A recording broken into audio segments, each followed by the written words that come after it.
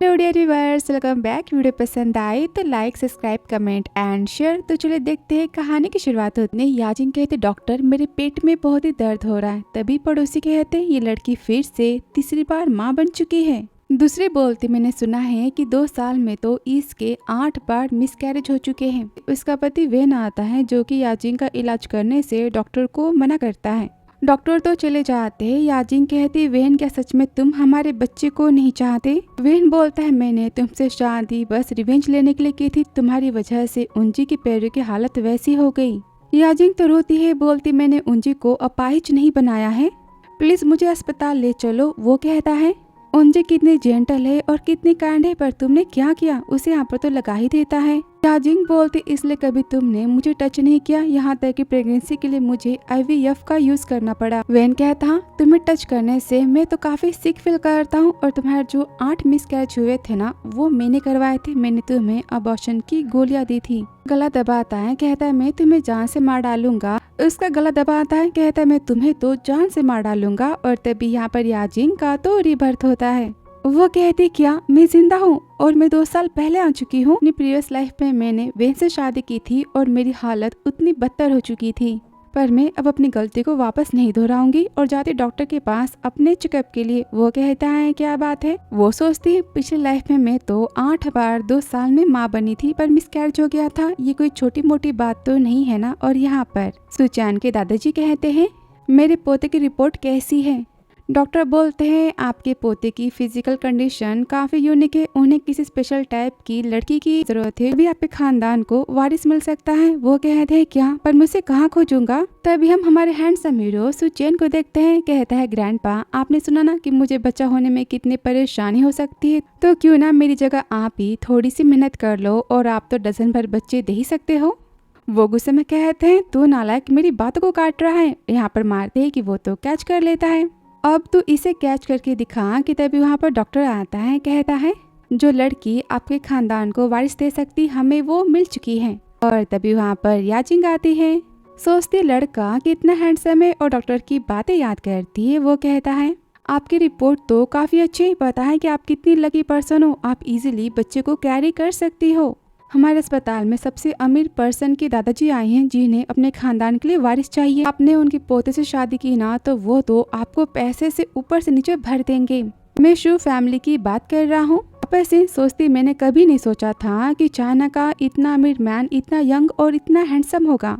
अगर मैंने इससे शादी की तो फिर फ्यूचर में मुझे वेन से रिवेंज लेने में काफी हेल्प मिलने वाली है। तभी ग्रैंडपा तो खुश होते हैं और यूचेन को खींचते हैं, कहते, मैं मिलाता हूँ तुम्हें, ये मेरा निकम्मा पोता है। जबरदस्ती उसे पकड़ते, कहते, भाग कहाँ रहे हो? वो कहता है, ग्रैंडपा की। वो कहते, सुनो, अब ये 30 साल का पूरा तो नहीं हुआ है, और हाँ नहीं ड्रिंक करता है, ना स्मोक करता, ना इसके पास कोई लड़कियां हैं, सिंगल है अब तक ये। तुमसे 5 साल बड़ा है, तो क्या तुम इससे शादी करने के लिए और इसके बच्चे को जन्म देने के लिए तैयार हो? तुम जो चाहोगी मैं तुम्हें वो दूंगा। कहता है, ग्रैंडपा तो क्या यहाँ पर आप अपने ग्रैंड चाइल्ड के लिए मुझे बेचने आए हो? वो कहते, चुप रहा। याजिन कहती, मेरी शादी के लिए हाँ है, पर मेरी एक शर्त है। कि वो सोचता है मैंने इससे शादी की नहीं और ये पहले से डिमांड करना स्टार्ट कर चुकी है। कितनी लालची है ना। ग्रैंडपा कहते, बताओ तुम्हें क्या चाहिए? तुम्हें सितारा चाहिए आसमान से, तुम्हें वो भी ला कर दूंगा। कि वो शौक होकर देखने लगता है। वो कहती है, मुझे पता है कि आपके वेल्दी फैमिली के तो काफी रूल्स है, पर मैं नहीं चाहती किसी भी रेस्ट्रिक्शन में रहना। मैं खुद से खुद को सपोर्ट करूंगी। वो कहते, बस इतना? सुचैन देखा लड़की कितनी जेंटल और कितनी काइंड है और कितनी खूबसूरत है, तो उन्हें पता नहीं कौन से जन्म के पुण्य किए कि तुझे ये मिली है। चल शादी तेरी तो आज इसी से होने वाली है।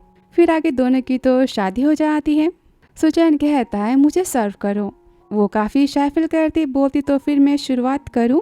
और बाथरूम के बेल्ट से उसके हाथों को बांध देती और गले को पकड़ती। वो कहता है, क्या कर रही? वो कहती है, आपको खुश कर रही हूँ। वो कहता है, क्या मेरी जान लेके? उसे पकड़ लेता है, कहता, याद रखना कि तुमसे शादी मैंने बस शू फैमिली के वारिस के लिए की है। तुम्हारे प्यार में मैं तो कभी फंसने वाला नहीं हूँ, और कोशिश भी मत करना। वो बोलते, ठीक है, फिर मैं आपको खुश तो कर ही सकती हूँ ना। मुझे लगा कि आपको फोर्स वाला लव पसंद होगा, तो मैंने ट्राई किया। वो कहता है, मुझे नहीं पसंद। वो कहता है, अच्छा तो फिर क्या पसंद है? ओ, ग्रैंडपा ने कहा था कि आप तो सिंगल हो ना, इसका मतलब कि आप वर्जिन हो और आपको कुछ करना नहीं आता ना। उसे चिढ़ाती। वो कहते हैं, अच्छा मैं तुम्हें अभी बताता हूँ। और यहाँ पर उसे तो किस करना स्टार्ट ही कर देता है। दोनों यहाँ पर नाइट स्पेंड करते हैं। फिर अगली सुबह ग्रैंडपा कहते हैं सुबह के 12 बज चुके हैं, अब तक दोनों नहीं जगे, मतलब सब कुछ ठीक। सर्वेंट कहती हाँ आपको बहुत ही जल्दी ग्रेट ग्रैंडसन मिलने वाला है। वो तो काफ़ी खुश होते कि वहाँ पर याजिंग और सुचैन आते हैं।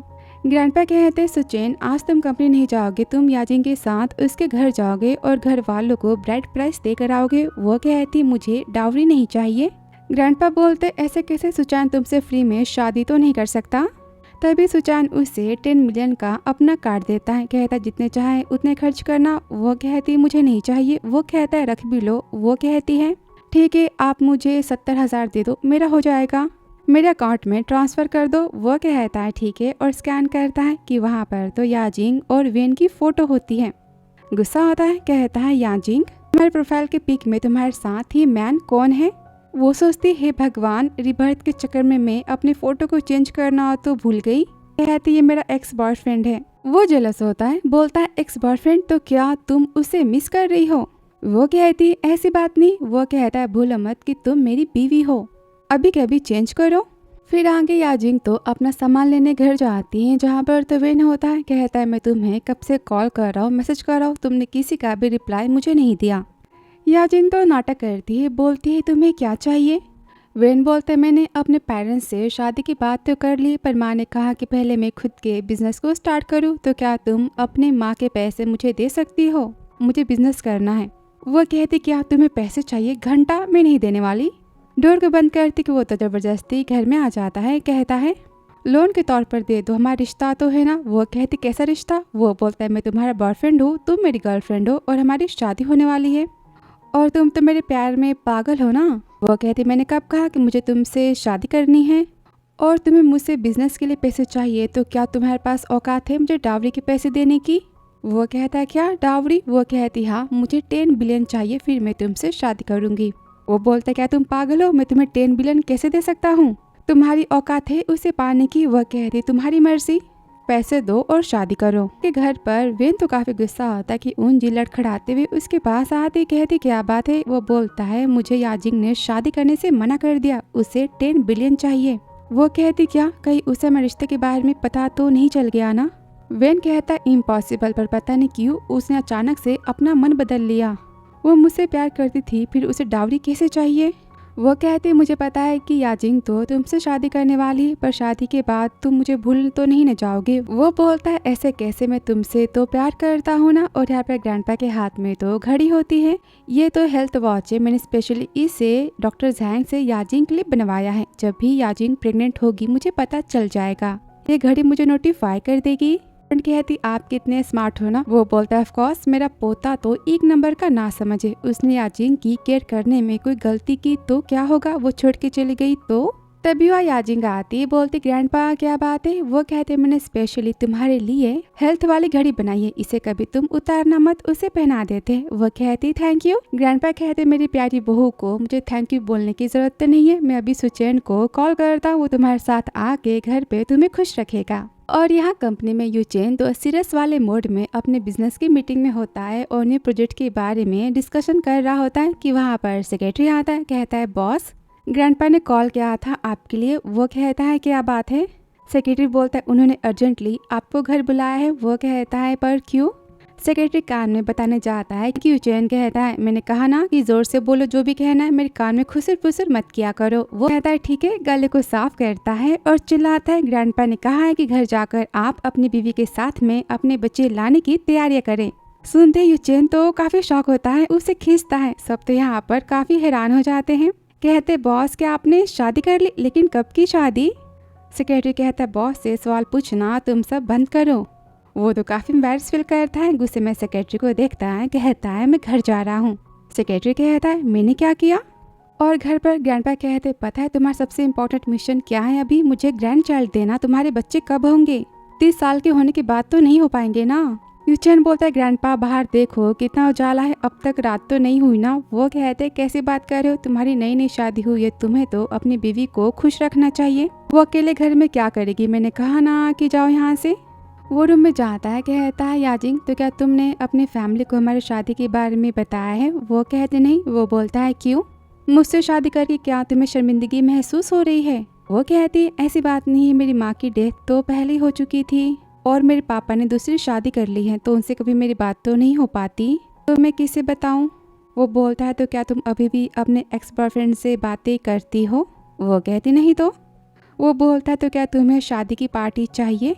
वो कहती ना, मुझे पता है कि आपने शादी मुझसे तो बस बच्चे के लिए की है ना, और मैं तो अब तक माँ नहीं बनी, तो फिर पब्लिक करने का क्या फायदा हमारे रिश्ते को? वो बोलता है तुम्हें क्या लगता है बिना बच्चे के मैं तुमसे शादी नहीं करूँगा, तुम्हें डिवोर्स दे दूंगा? वो कहती हाँ।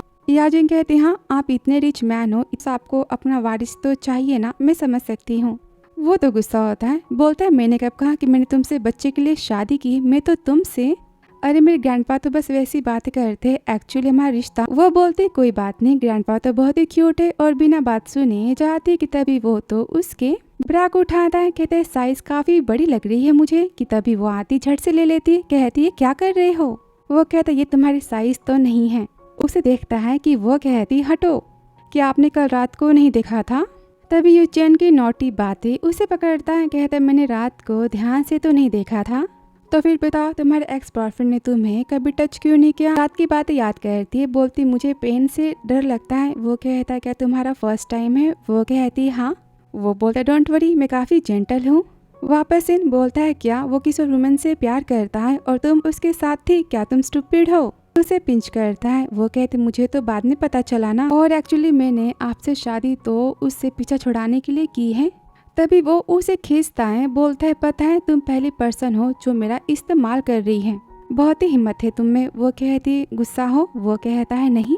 तो यहाँ पर किस करता है और सुचेन को वेन से पहले नजर वाला प्यार तो ऑलरेडी हो चुका है। फिर आगे वो तो वेन से मिलने जाते, गुस्से में कहती मैं आखिरी बार यहाँ पर आ रही हूँ और मैं साफ साफ कह देती हूँ कि तुम्हारे और मेरे बीच में अब कुछ नहीं है। कॉन्ट्रैक्ट के पेपर देता है, कहता है तुम और मैं बिजनेस पार्टनर तो बन सकते हैं, ये मेरा पूरा प्लान है, जिसके बाद तो हम 10 बिलियन कमा लेंगे और मैं तुमसे शादी कर लूंगा। तुम्हारी डाउरी है? वह कहती तुम तो बड़े स्मार्ट हो। वो कहता है पता है इसलिए तुम मुझसे प्यार करती हो। और सोचता है लड़की कितनी बड़ी फूल है ना, मैंने इसे कितना जल्दी अपनी बातों में फंसा लिया। और यहाँ पर शादी करने की सर्टिफिकेट लेने की वो तो बात करता है। वो कहते मेरे पास भी कुछ है, और अपनी माँ के प्रॉपर्टीज के पेपर की जगह पर वो तो उसे लिख कर देती है तुम एक नंबर के गधे हो। वो तो काफी गुस्सा होता है, बोलता है तुम्हें क्या कह रही हो? याजिंग बोलते जैसे को तैसा, तुम मुझे फेक कॉन्ट्रैक्ट के पेपर दे रहे हो, फिर मैंने भी तुम्हें तो वही दिया ना, और मैं तुमसे प्यार नहीं करती। आज के बाद मुझे परेशान मत करना कि वो चिल्लाता है बिल पे करके जाना। वो सोचती मेरे पास तो एक और काम अभी बचा है, और जाती है जहाँ पर उंजी तो काम कर रही होती है। याजिंग सोचती लास्ट लाइफ में इसी ने मुझे फंसाया था, मेरी कार के सामने यही आई थी ना। और फ्लैशबैक की बातें जहाँ पर वो तो कार से भागते आती, वहाँ पर उंजी गिरी होती, कहती मेरे पैरों में तो काफी चोट लग चुकी है। वो चिल्लाता है तुमने क्या किया? वो कहती मैंने कुछ नहीं किया, ये खुद ही सामने आ गई कि वो तो उसे अस्पताल में लेकर जाता है। याजिंग बोलती मैंने कुछ नहीं किया। वेन बोलता गुस्से में एक तो तुमने उस बेचारी के पैरों को बर्बाद कर दिया, और तुम यहाँ पर झूठ बोल रही हो, तुम कितनी घटिया पर्सन हो। वो कहती सच मैंने कुछ नहीं किया। कि उंजी तो पैर दर्द होने का नाटक करती, कहती मेरा पैर तो टूट चुका है ना। वेन बोलता गुस्से में अगर तुम्हें उंजी की रिस्पॉन्सिबिलिटी नहीं लेनी तो फिर ठीक है, जाकर बिल पे करो और यहाँ से निकल जाओ। और उंजी की केयर करता है। वापस से सोचती मैंने इसे धक्का भी नहीं मारा था, और ये यहाँ पर लंगड़ी बनने का नाटक करी, इसे अभी बताती हूँ। उनसे कहते क्या काम है? याजिंग कहती मुझे कॉफ़ी पीनी है, लेकर आओ। लेकिन उससे पहले मैंने तुम्हें अपाहिज बना दिया है ना, तो फिर ठीक है, मैं तुम्हारे पैरों को ठीक कर देती हूँ। उनजी तो इलाज से मना करती कि याजिंग उसे काफ़ी फोर्स करती, कहती देखो ना मैं इसे हाँ कह रही हूँ पर ये तो ना कह रही है। सब कहते हैं उनजी तुम ठीक होना नहीं चाहती क्या? याजिंग तो अपने डॉक्टर को बुलाती, कहती मैंने इसे तो फॉरेन से हायर किया है। और यहाँ पर वो तो अपने बॉक्स में से सांप को निकालता है। देखते उंजी तो काफी डर जाती और काफी तेजी से भागती, और वो तो उसकी वीडियो को बना लेती। सब कहते क्या उंजी लंगड़ी होने का नाटक कर रही थी? फिर आगे इस वीडियो को तो वेन देख लेता है, और उंजी कहती मैं सच कह रही हूँ, मैं काफी डर गई थी इसलिए मैं उतनी तेजी से भागी थी। मेरे पैर अचानक से पोटेंशियल एक्टिवेट हो गए थे, ये मेडिकल कंडीशन है। वेन बोलते तुम सच कह रही हो? बोलती है याजिंग को शक हो चुका है कि तुम्हारे और मेरे बीच में कुछ है, इसलिए वो जानबूझकर मुझे कैफे में परेशान करने के लिए आई थी। वो बोलता ठीक है रोना बंद करो। याजिंग तो काफी अजीब हो चुकी है, आजकल वो मेरे मैसेजेस का रिप्लाई भी नहीं दे रही है। उंजी कहती ऐसा हुआ तो क्या करेंगे, उसने शादी नहीं की तुमसे तो तुम्हारे बिजनेस के प्लान का क्या। वो कहता कोई बात नहीं, मैं उसे फोर्स करके शादी तो कर ही लूंगा, उसकी प्रॉपर्टी तो मेरी हो जाएगी और मैं सब तो बस हमारे फ्यूचर के लिए कर रहा हूँ ना। और घर पे दादाजी कहते हैं याजिंग पता है बाहर का खाना कितना अनहेल्दी होता है और सुचैन तो खाना ले जाना भूल चुका है, तो क्या तुम उसे खाना देने कंपनी जाओगी। वो कहते ठीक है। तभी सर्वेंट कहती आप तो सुचैन और याजिंग के बीच में काफी अच्छी बॉन्डिंग बना रहे हो। ग्रैंडपा कहता ऑफ कोर्स मैं तो याजिंग और सुचैन के बीच में सब कुछ ठीक चाहता हूँ, और पता है सुचैन खुद चाहता है कि यानजी उसके लिए खाना लेकर जाए। और कंपनी में सेक्रेटरी कहता है बॉस लंच का टाइम तो हो चुका है, खाना रेडी है। वो तो बड़ा खुश होता है, कहता रहने दो, मेरी वाइफ ही मेरे लिए तो खाना लेकर यहाँ पर आ रही है, मैं उसके हाथ का खाना खाऊंगा। सेक्रेटरी कहता है क्या मैं आज बॉस की वाइफ से मिलूंगा। वो कहता है चुप रहो, उसे डराना मत, वो काफी शाय है ना, एक काम करो तुम कंपनी में सबको आज छुट्टी दे दो। और यहाँ पर याजिंग का वो तो वेट कर रहा होता है। सेक्रेटरी कहता है बॉस को लगता है प्यार हो चुका है। और याजिंग तो अपने घर पर होती कहती वहीं से तुम्हारा सामान तुमने ले लिया ना, अब यहाँ से जा सकते हो। वह कहता है तुम इतनी हार्टलेस कैसे हो सकती हो। उसे पकड़ता है कि वो तो उसे धक्का मारती कहती छूना मत। तभी वो तो उसे पकड़ता है, बदतमीजी करता है और तुम तो मेरी गर्लफ्रेंड हो ना, कि वो उसे धक्का मारती कि तभी उसके घड़ी में तो अलार्म बजता है। बोलती क्या मैं माँ बनने वाली हूँ। वो कहता है क्या तुम माँ कैसे बन सकती हो, मैंने तुम्हें कभी किस तक नहीं किया, टच भी नहीं किया। गले को दबाता है, कहता है बताओ ये बच्चा किसका है, उसे धक्का मारता है। और ग्रैंडपा तो युचेन को कॉल करते हैं, कहते मेरे पास तो बहुत ही बड़ी ग्रेट और गुड न्यूज है, पता है याजिंग तो माँ बनने वाली। वो कहता है क्या, काफी खुश होता है। ग्रैंडपा कहता है ऑफ कोर्स मैंने अपनी घड़ी के मैसेज से चेक किया है, उसे जल्दी से तुम घर लेकर चले आओ, पता है उसे आराम की जरूरत है, हमारे पूरे खानदान का फ्यूचर तो उसके ऊपर ही टिका हुआ है। चेन तो शौक होता है, बोलता है याजिंग तो ऑफिस नहीं आई है। ग्रैंडपा कहते ऐसे कैसे, वो तो घंटे पहले यहाँ से निकल चुकी है, कहीं उसे कुछ हो तो नहीं गया ना। और यहाँ वेन तो याजिंग के गले को दबाता है, बोलता है बताओ कि उस वाइल्ड मैन का नाम क्या है, वरना मैं तुम्हें जान से तो मार डालूंगा। वो बेहोश होने लगती है कि तभी वहाँ पर तो सुचैन की एंट्री हो जाती है, चिल्लाता है छोड़ो उसे, आते ही किक मारता है, याजिंग को उठाता है। वो चिल्लाता है तुम कौन हो। ये बॉडीगार्ड्स तो उसे पकड़ लेते हैं। वो कहते हैं याजिंग तुम ठीक तो हो ना। वो कहती हाँ मैं ठीक हूँ, पर आप यहाँ कैसे। बोलता है मैं कब से तुम्हें फोन लगा रहा था पर तुमने कॉल रिसीव नहीं किया, मैं तुम्हें ट्रैक करके यहाँ पर चला आया। तभी वेन चिल्लाता ये तुम्हारा मैन है कि बॉडीगार्ड तो उसी को लगा ही देता है। कहता है जबान संभाल के बात करो, ये हमारे बॉस है। दूसरे को लगा देता है, कहता है ये हमारी बॉस की वाइफ है, हमारी मैम है। वो कहता है ऐसे कैसे, याजिंग मिस्टर सुचैन की वाइफ तो नहीं हो सकती। सुचैन कहता है ये मेरी बीवी है और तुमने किन गंदे हाथों से इसे टच किया। वो तो सुचैन को उल्टी सीधी बातें बोलता है कि बॉडीगार्ड्स कहते ये शू फैमिली के हेड है मिस्टर सुचैन, क्या तुम इन्हें जानते नहीं हो। वो तो काफी शॉक हो जाता है, कहता है ऐसा नहीं हो सकता, मिस्टर सुचैन तो इस कंट्री के टॉप बिजनेसमैन है ना, जिनकी मेहनत की कमाई तो बिलियंस में होती है, उनसे कोई मिल भी नहीं पाता। तभी सुचैन तो वेन की धुलाई करने का ऑर्डर देता है और वैसा ही होता है। फिर आगे याजिंग तो काफी सैड होती। वो कहता है तुमने तो कहा था कि तुम्हारा उसका ब्रेकअप हो चुका है, फिर तुम यहाँ पर क्यों आई थी। वो बोलती उसने झूठ बोला कि उसका सामान मेरे घर में रह चुका है, तो मैंने उसे घर आने के लिए हाँ कह दिया था, बस इतना ही। फिर आगे वो तो अस्पताल जाते, याजिंग को पता चलता है कि वो सच में तो माँ बनने वाली। वो काफी खुश होती है। डॉक्टर बोलता है आपके गले पर क्या हुआ है। वो कहती कुछ भी नहीं। कि वो कहते हैं मिस्टर आपको अपनी बीवी की केयर तो करनी पड़ेगी, प्रेगनेंसी का पहला महीना है और स्टेबल तो होना चाहिए। सुचैन बोलता है मैं इस बात की केयर करूंगा और डॉक्टर्स को हायर करता है और बॉडीगार्ड्स को कहता है आज से तुम 24 घंटे याजिंग के साथ रहोगे, अगर मेरी बीवी का एक बाल भी गायब हुआ ना तो मैं तुम दोनों की खोपड़ी को गायब कर दूंगा। वो कहते हैं यस बॉस। वेन की धुलाई के बाद वो तो घर आता है, जहाँ पर उंजी पूछती क्या बात है। वह कहता तुम इस कंट्री के सबसे अमीर मैन मिस्टर सुचैन को तो जानती हो ना, वो याजिंग से प्यार करता है। वो कहती ऐसा कैसे हो सकता है, क्या सुचैन अंधा हो चुका है। वेन कहता है मुझे नहीं पता, पर वो तो याजिंग को एक खजाने की तरह संभाल के रख रहा है, पता नहीं याजिंग में ऐसा क्या खास है कि सुचैन उससे प्यार करता है, ऐसा हो कैसे सकता है। उंजी कहती मेरे ख्याल से सुचैन तो अमीर लड़कियों से बोर हो चुका होगा, इसलिए उसने टाइम पास के लिए किसी ऑर्डिनरी वुमेन को खोजा और वो याजिंग निकली और कुछ नहीं। वो कहता है हाँ ऐसा हो सकता है, लेकिन याजिंग तो उसके बच्चे की माँ बनने वाली। वो कहती ऐसे कैसे लगती, हमने उससे अब तक उसके माँ के पैसे भी नहीं लिए और वो अमीर मैन के बच्चे की माँ बन गई। मेरे ख्याल से जिस सुचैन को तुमने देखा वो भी लगता है फेक है। वो कहता है मुझे भी ये लगता है, मैं शू ग्रुप में जा रहा इंटरव्यू के लिए, तुम भी मेरे साथ चलना। घर पे ग्रैंडपा बोलते हैं तो क्या सच में याजिंग माँ बनने वाली। वो कहता है हाँ, डॉक्टर ने कंफर्म कर दिया है। ग्रैंडपा बोलते ऐसे कैसे, मैं वरी ना करूँ, जब तक मेरा पोता मेरे हाथ में नहीं आता मुझे तो नींद नहीं आएगी। काफी खुश होते हैं, प्रार्थना करते भगवान जी जल्दी से मेरे छोटे से मोटे से ग्रेट ग्रैंडसन को मेरे पास सेफली भेज देना।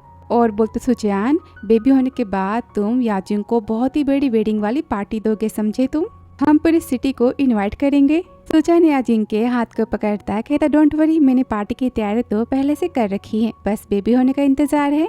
ग्रैंडपा बोलते याजिंग आज से तुम घर पे बस आराम करना और कोई भी बात हुई तो फिर मुझे और सुचैन को बता देना, ठीक है, अगर इसने तुम्हें परेशान किया ना तो मुझे बताना, मैं तो इसकी टांगे तोड़ दूंगा। वो कहती ग्रैंडपा ऐसी बात नहीं, ये तो बहुत ही अच्छे हैं, मेरी बहुत ही केयर करते हैं। वो कहता है सुना आपने। ग्रैंडपा बोलते पता है ये तो कवारा ही मरता, मैंने जबरदस्ती इसकी शादी तुमसे ना करवाई होती तो इसे बस तो काम ही करना आता है और कुछ नहीं। सुचैन तो हंसता है, कहता है हाँ थैंक यू। दादाजी कहते मेरा ऑर्डर है कि तुम आज से याजिंग को बहुत ही ज्यादा खुश रखोगे। वो कहता है यस बॉस, मैंने सुन लिया, तो प्लीज आप जाके आराम करो। अपने कार्ड को निकालते कहती याजिंग ये तो मेरी पूरी लाइफ की सेविंग है, मेरी प्राइवेट मनी है, ये मैं तुम्हें देता हूँ। वो कहती ग्रैंडपा में से कैसे ले सकती हूँ, रहने दो। दादाजी उसे तो फोर्स करते हैं, कहते रख भी लो, इसका पासवर्ड तो तुम्हारी जन्म की तारीख है।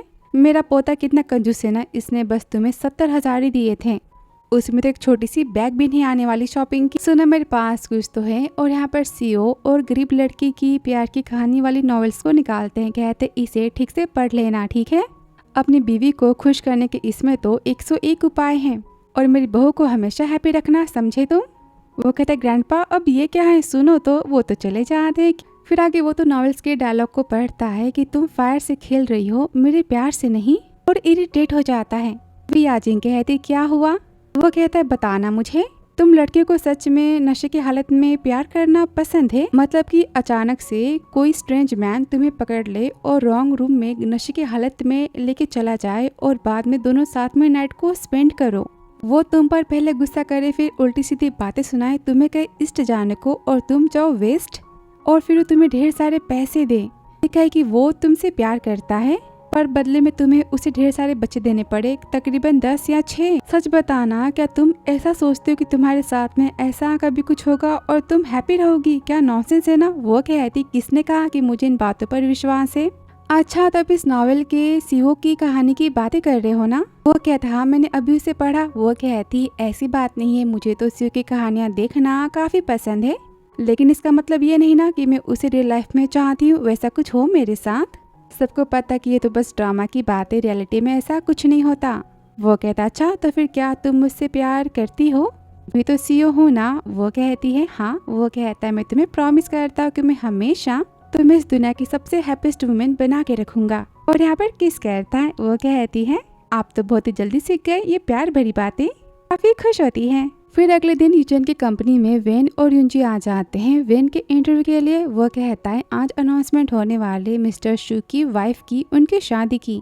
उंजी कहती देखना याजिंग हमसे झूठ बोल रही थी, पता चल ही जाएगा। और वो इंटरव्यू के लिए जाता अपने रिज्यूम को देता है कि मैनेजर कहती है आज तो बॉस की शादी की अनाउंसमेंट होने वाली है। वो कहता है क्या मैं इसे देख सकता हूँ। वो कहती है श्योर, ये बातें तो पब्लिक हो चुकी है ना। और यहाँ पर याजिंग और सुचैन की फोटो देखकर वो तो काफी शॉक हो जाते। वो कहती ऐसे कैसे, ये भिखारी उचैन की वाइफ कैसे बन सकती है, इतने अमीर मैन की बीवी। तभी वह वेना आता है, बोलता है देखा तुमने सब कुछ खत्म हो चुका है, वो सच में शू फैमिली में शादी करने वाली है और उस उचैन के बच्चे की माँ बनने वाली है। उनसे तो काफी शौक होती है और वेन तो डर जाता है, बोलता है कल मैंने उनकी वाइफ को परेशान किया था, अब मेरा क्या होगा। और यहाँ पर याजिंग तो नेकलेस को देखती है। लेडी कहती है तो कल ही ऑक्शन से लाया गया, इसकी प्राइस तो 10 मिलियन है।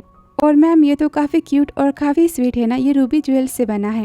वो कहती है कितने का है। वो कहती है तो 40 मिलियन का है और दूसरा तो 70 मिलियन का है। वो कहती क्या इतना ज्यादा महंगा, मुझे कोई सस्ता दे दो 1 लाख वाला। एम्प्लॉय कहती मैम इसे तो आपके पति ने ऑर्डर दे के बनाया है और हमारी हिम्मत नहीं आपको कोई भी चीज सस्ता बेचने की। सुचैन कहता क्या बात है, तुम्हें कोई पसंद नहीं आ रहा तो फिर ठीक है मैं दूसरा कुछ बना देता हूँ। कि वो कहती हनी इतनी महंगी चीजों की क्या जरूरत है। वो सबको जानने के लिए बोलता है और कहता है वाइफी वाइफी तुम तो मेरी जान हो ना, तो फिर ऑफ कोर्स तुम इस दुनिया की सबसे महंगी चीजें तो मिलनी चाहिए, ये तो मेरा फर्ज बनता है। याजिंग स्माइल देती बोलती तो फिर आप मुझे बताओ कि हमारे शादी का बजट कितना है। वो कहता है ज्यादा नहीं, बस 10 मिलियन। वो तो काफी शौक हो जाती और यहाँ पर उंजी तो काफी गुस्सा होती, कहते अपनी माँ से याजिंग ने तो यूचेन को फंसा लिया है और वो उसके बच्चे की माँ बनने वाली, उनकी तो शादी होने वाली। वो कहती ऐसे कैसे हो सकता है, उसने अपने डैड को क्यों नहीं बताया। वो कहती उसने तो हमारे खानदान से रिश्ता तोड़ दिया है ना। और यहाँ पर पता चलता है कि उंजी तो याजिंग की स्टेप सिस्टर है और ये उसकी स्टेप मॉम है। उंजी कहती है मैंने जानबूझ के याजिंग से उसके बॉयफ्रेंड को छीना और यहाँ तक कि उसे घर से निकलवा दिया, और ये देखो वो कितनी अमीर बन चुकी है और मेरा क्या, हमें अब तक तो पैसे भी नहीं मिले। 3 साल मैंने अपाहिज बनने का नाटक किया। माँ कहती इसे तुम हार्डवर्क नहीं कह सकती, पता है मैंने याजिंग की माँ से कितनी लड़ाइयाँ की थी उसके डैड को छीनने के लिए, और लास्ट में मैं तो जीती गई ना, और पूरे सॉन्ग फैमिली की प्रॉपर्टी तो मेरे हाथों में है। उंजी कहती सारा प्लान तो अच्छा खासा चल रहा था, याजिंग से शादी के बाद वेन तो उससे सारे पैसे ले लेता और फिर हम बिजनेस करते अपना खुद का, पर बीच में यूचेन आ गया। वो कहते मेरे पास एक प्लान है, अगर याजिंग का बच्चा ना रहा तो शादी कैसे होगी। और यहाँ पर यूचेन कहता है तुम अपने फैमिली को बताना चाहोगी। वो कहती है नहीं, मेरे डैड तो पूरी तरह से स्टेप मॉम के ही कंट्रोल में है। यूचेन बोलता है तुम्हारी स्टेप मॉम तो बहुत ही चालू है। वो कहती हाँ उन्होंने डैड को तो बेटा दिया है ना, तो बस उनकी बातें सुनते हैं। यूचेन कहता जाने दो, तो फिर हम किसी को भी नहीं बुलाएंगे, तुम्हारी मर्जी। और तभी उसे फोन आता कि उसकी डैड की तबीयत तो खराब हो चुकी है और वो उनसे मिलने के लिए घर जाने की बात करती है। वो कहता है मैं भी तुम्हारे साथ चलूंगा। वो कहते बिल्कुल नहीं, आपको देखते वो तो आपसे पैसों की डिमांड करेंगे और मैं कोई तमाशा नहीं चाहती। वो बोलता ठीक है पर मेरे बॉडीगार्ड्स तुम्हारे साथ जाएंगे। वो कहती ओके। और घर जाते उसे पता चलता है कि डैड तो बीमारी होने का नाटक कर रहे थे और वो उसे काफी डांटते कि उसने अपनी शादी की बात उसे क्यों नहीं बताई। वो बोलती मुझे पता है आपको डाउरी के पैसे चाहिए ना। वो कहते हाँ तुम्हें कितनी डाउरी मिले। वो कहती 70,000। वो गुस्सा करते क्या इतना अमीर पति तुम्हें बस 70,000 ही दे सकता है। याजिंग कहती मेरा पर्सनल मैटर है, आप इन बातों से दूर रहो। और जाती कि वो कहते तुम्हारी माँ ने तुम्हारे शादी के लिए स्पेशली ज्वेलरी को बनाया था। वो कहती पर ये बातें मुझे क्यों नहीं पता। वो बोलते हैं क्योंकि बताने से पहले वो तो मर चुकी थी। तभी स्टेप मॉम कहती है देखो मेरे बेटे के गले में कितना सुंदर पेंडेंट है, तुम्हें मैं ऐसा पेंडेंट बनवा के दूं। वो कहती मुझे नहीं चाहिए। तभी डैड उसे ज्वेलरी का बॉक्स देते हैं। वो कहती मेरी शादी 15 तारीख को है, आप आ सकते हो। वो कहते तो क्या तुम्हारे स्टेप मॉम को लेते हो। वो कहती बिल्कुल नहीं।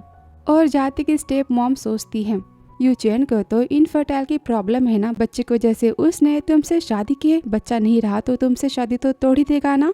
और यांगजी सोचती माँ काश आप जिंदा होती, पता है मेरे पति मुझसे बहुत ही प्यार करते, हमारी शादी होने वाली है, काश आप वो देख पाती। तभी बॉडीगार्ड्स कहते हैं मैम आपके हाथ में क्या है। वो कहती ज्वेलरी मेरी माँ ने मेरी शादी के लिए बनाई थी डाउरी के तौर पर। और बॉक्स को ओपन करती कि उन सबको तो स्मेल आती। कहते स्मेल तो काफी अच्छी है। वो बोलती हाँ लगता है कि इसमें किसी स्पेशल टाइप की सेंट को डाला गया है, आपको नहीं पसंद तो बंद कर दूं। वो कहते ऐसी बात नहीं, हमें तो बहुत ही पसंद है। और घर पे ग्रैंडपा तो काफी खुश होते, शादी की तैयारी की बातें करते। वो कहती है डोंट वरी, यूचेन ने सारी तैयारियां तो मेरी पसंद की है। दादाजी कहते तुम्हारे डैड की कोई स्पेशल डिमांड है मैं पूरी कर सकता हूँ। वो कहती इसकी जरूरत नहीं है। और अपनी माँ को याद करके तो काफी सैड होते हैं। ग्रैंडपा कहते हैं वो जहाँ भी होगी तुम्हें देखकर बहुत ही खुश होगी, डोंट वरी हम सब तो है ना।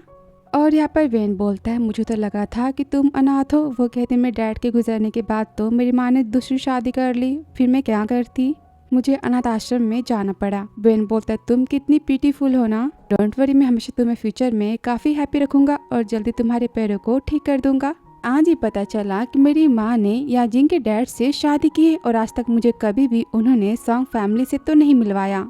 वो बोलता तो फिर तुम अपनी माँ से कहो कि वो हमारी हेल्प करे। वो कहते क्यों आप नहीं चाहते कि याजिंग सुचेन से शादी करे। वो कहता ऑफ कोर्स उसने मुझे डंप किया है, मैं उसे इतनी आसानी से तो नहीं छोड़ने वाला। वो कहते मैं अपनी माँ से हेल्प जरूर मांगूंगी।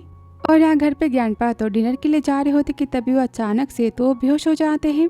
वहाँ भागते याजिंग गाते चिल्लाती ग्रैंडपा आपको क्या हुआ और एम्बुलेंस को कॉल करती। आगे सीन अस्पताल का।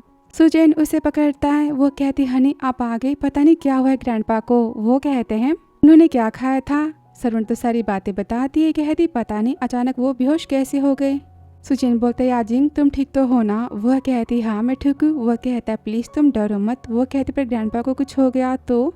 वो कहता है कुछ नहीं होगा, वो बिल्कुल ठीक हो जाएंगे। डॉक्टर तो है ना, तुम चलो पहले आराम करो। पर वो तो रुकने की बात करती। वो कहता है तुम माँ बनने वाली, तुम्हें आराम करना चाहिए। डॉक्टर ने बोला था ना कि पहले 3 मंथ हमें काफ़ी ध्यान से रखने हैं। मैं तुम्हें घर ले चलता हूँ, ठीक है? और तभी उसे अचानक से काफ़ी तेज पेन होता है, ब्लीडिंग होना स्टार्ट हो जाती है। वो सोचती मेरी पिछली लाइफ में भी मेरे मिसकैरेज हुए थे ना, तो क्या इस लाइफ में मैं अपने बच्चे को जन्म नहीं दे पाऊंगी। काफ़ी डर जाती है कि सुचेन तो उसे उठाता है, कहता है डोंट वरी तुम्हें कुछ नहीं होगा।